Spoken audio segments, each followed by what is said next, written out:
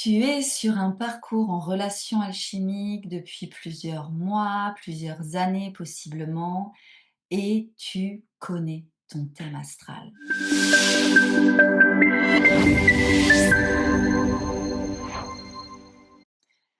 Que ce soit par rapport à une ou des consultations que tu as eues, ou peut-être que c'est toi qui t'es formé à l'astrologie, tu as exploré par toi-même. Dans tous les cas, tu as cette sensation de je sais qui je suis.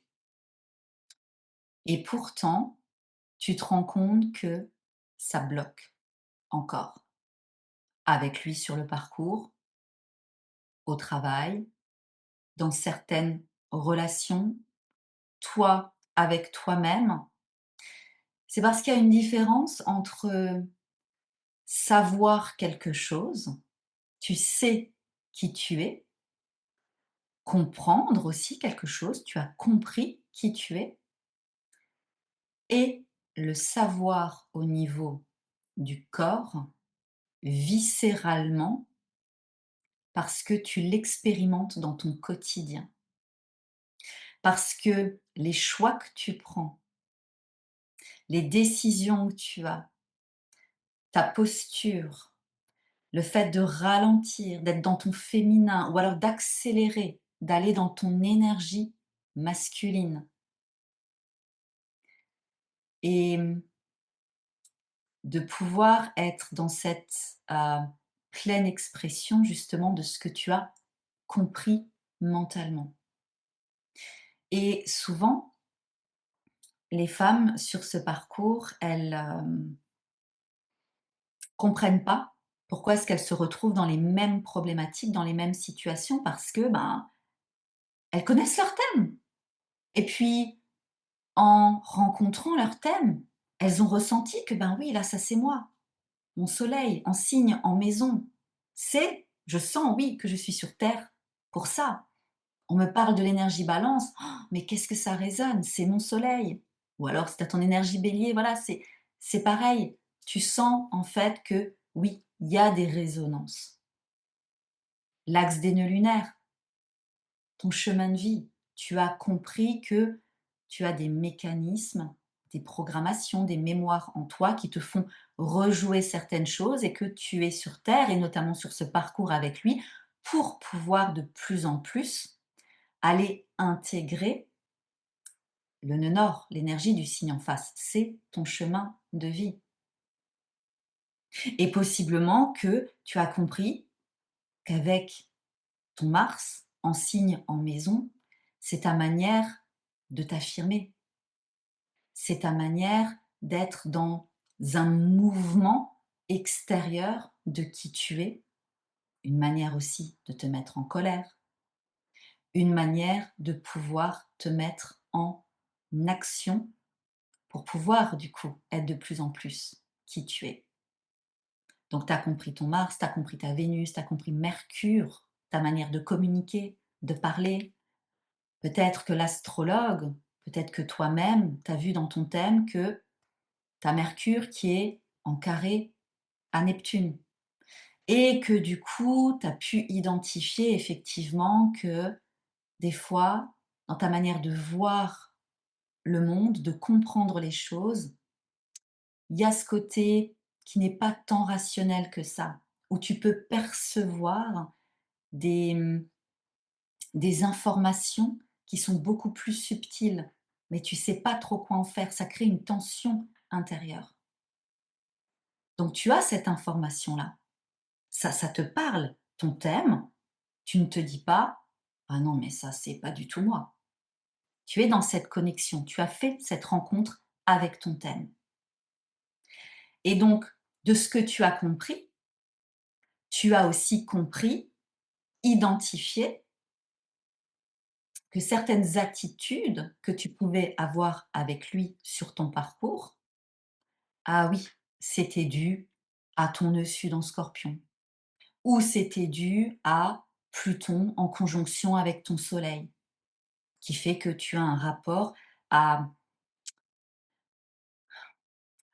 une forme d'ombre, de besoin de domination, mais que tant que c'est pas accepté, possiblement que tu vis une forme de domination, ressentie dans certaines situations ou dans certains environnements. Ça, on peut aller tellement, tellement, tellement, tellement en profondeur avec ton thème astral.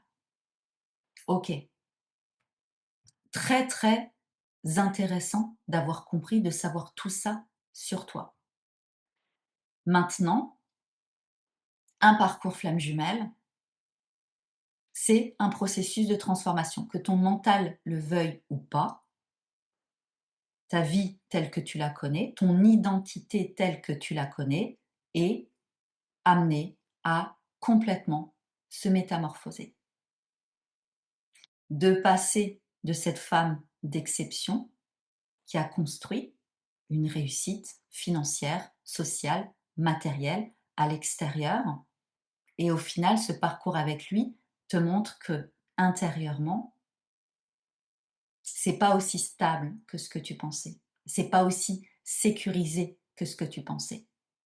Et surtout que la vie que tu as construite à l'extérieur, le rythme que tu as, la manière d'interagir avec les gens, c'est pas forcément en adéquation avec tes besoins, avec ta nature, avec ton féminin originel.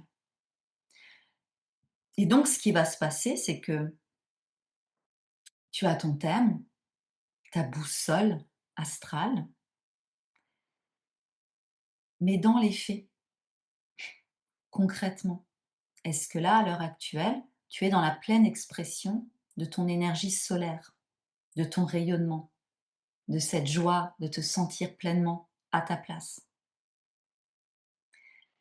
Est-ce que dans la dernière semaine, les décisions que tu as prises, les peurs que tu as dépassées, c'est le reflet justement de ton axe des nœuds lunaires? Ou du coup, tu as pris des décisions, tu as dépassé des peurs, tu as fait, des choix, tu t'es mise en mouvement, ben, par rapport à une énergie, par rapport à une maison astrologique, un domaine de vie où à la base, c'est pas confortable.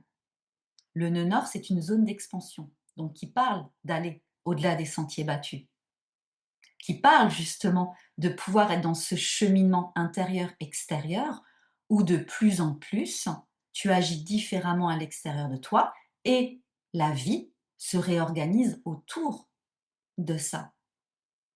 Donc par exemple, si tu as un nœud sud en balance et un nœud nord en bélier, dans tes programmations, dans tes mémoires, il y a du people pleasing, massivement. Il y a le fait d'avoir des difficultés à t'imposer, à t'affirmer, à prendre ta place, à avoir des difficultés à être en conflit à l'extérieur, à faire passer le besoin des autres avant les tiens. Et que du coup, sur ce parcours avec lui, peut-être que lui, il agit avec toi où tu te dis: «Mais qu'est-ce qu'il est égoïste! Il pense qu'à lui, il pense pas qu'aux autres. Il pense pas aux autres, il pense qu'à lui». Et en réalité, cet effet miroir, cet agacement intérieur que tu ressens, c'est parce que ce qui te fait travailler sur le parcours, c'est il vient te challenger.